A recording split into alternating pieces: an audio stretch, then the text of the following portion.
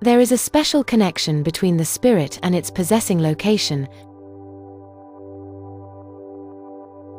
most often the victim's bedroom or personal place.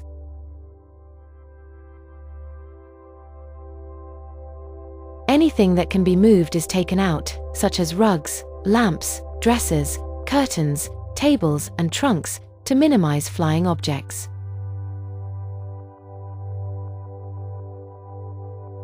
Only a bed or couch remains, accompanied by a small side table to hold a crucifix, candle, holy water, and prayer book.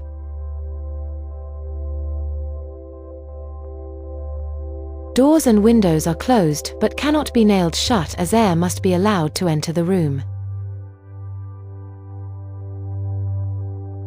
Doorways must be kept covered, even if the door is open, or else the evil forces inside the room could affect the vicinity outside.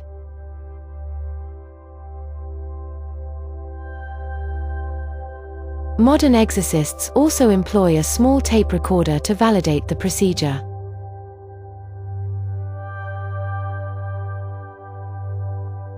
The priest-exorcist wears a white surplice and a purple stole.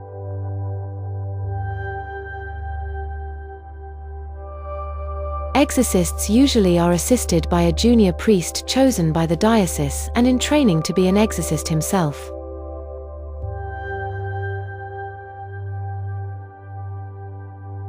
The assistant monitors the exorcist, trying to keep him to the business at hand and not be misguided by the perversions of the demons, and provides physical aid if necessary.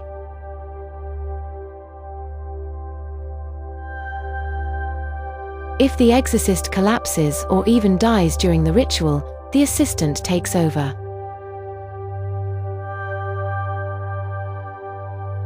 Other assistants may include a medical doctor and perhaps a family member.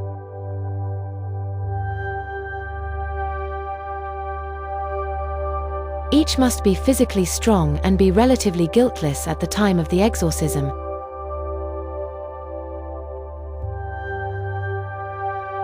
So that the devil cannot use their secret sins as a weapon against the exorcism.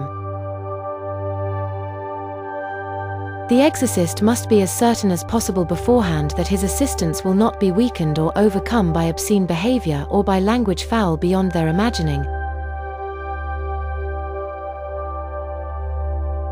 They cannot blanch at blood, excrement, urine. They must be able to take awful personal insults and be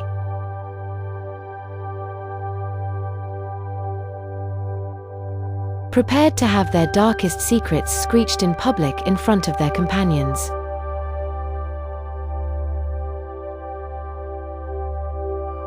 Rites of exorcism.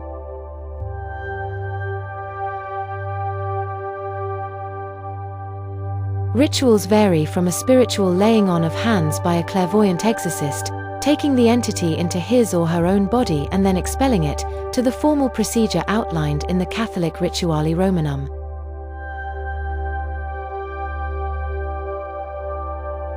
Salt, which represents purity, and wine, which represents the blood of Christ,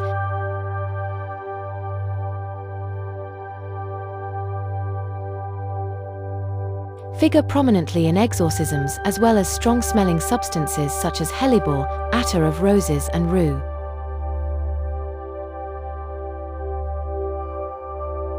Members of many faiths, Hasidic Jews, Muslims, Hindus, Protestant Christians, and Pentecostal Christians, practice exorcism, but only the Roman Catholic Church offers a formal ritual. In India, Hindu priests may blow cow dung smoke, burn pig excreta, pull their or the victim's hair, press rock salt between their fingers, use copper coins, recite mantras or prayers, cut the victim's hair and burn it, or place a blue band around the victim's neck to exorcise the demonic spirits.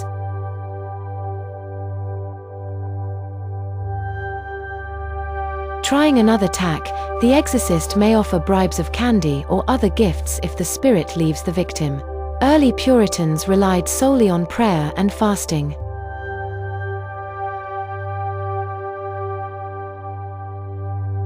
The official exorcism ritual outlined in the Rituale Romanum dates back to 1614, with 2 small revisions made in 1952.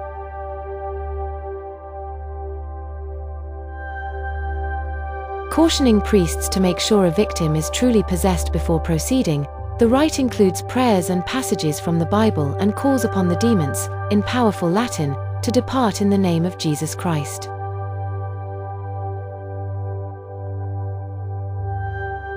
While no 2 exorcisms are exactly alike, they tend to unfold in similar stages. 1. The presence.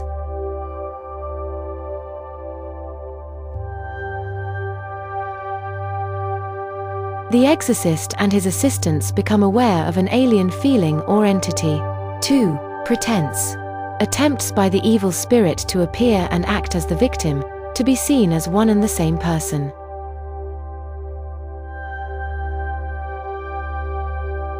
The exorcist's first job is to break this pretense and find out who the demon really is.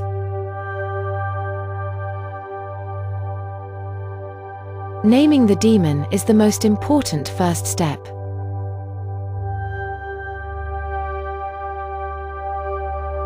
Three. Breakpoint. The moment where the demon's pretense finally collapses.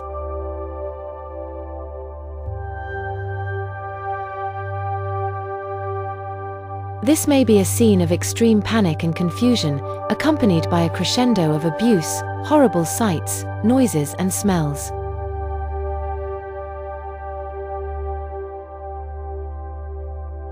The demon begins to speak of the possessed victim in the third person instead of as itself.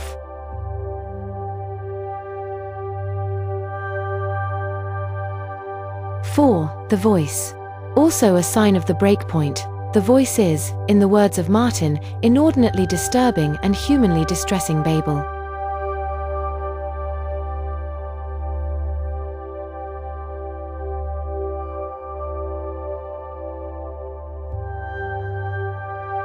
The demon's voices must be silenced for the exorcism to proceed.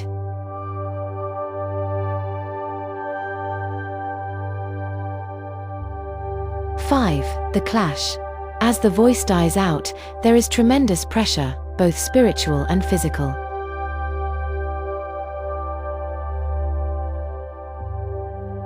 The demon has collided with the will of the kingdom. The exorcist, locked in battle with the demon, urges the entity to reveal more information about itself as the exorcist's holy will begins to dominate.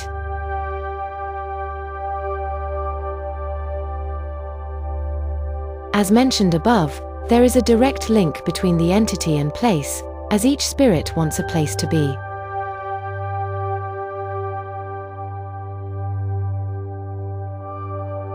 For such spirits, habitation of a living victim is preferable to hell.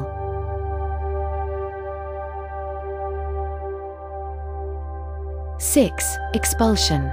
In a supreme triumph of God's will, the spirit leaves in the name of Jesus, and the victim is reclaimed. All present feel the presence dissipating, sometimes with receding noises or voices.